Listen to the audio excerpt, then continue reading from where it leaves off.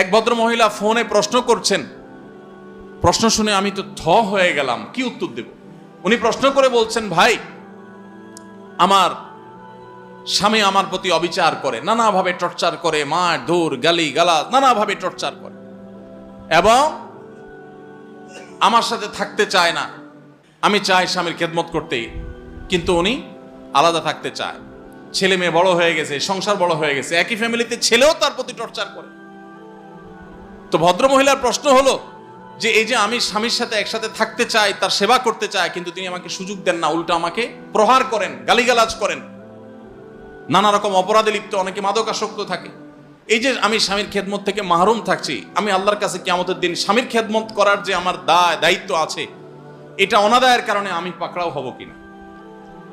স্বামী তার প্রতি করতেছে জুলুম, আর সে চিন্তা করতেছে যে আমি স্বামীর খেদমত না করার কারণে আমি গুনাহগার হয়ে যাচ্ছে কিনা।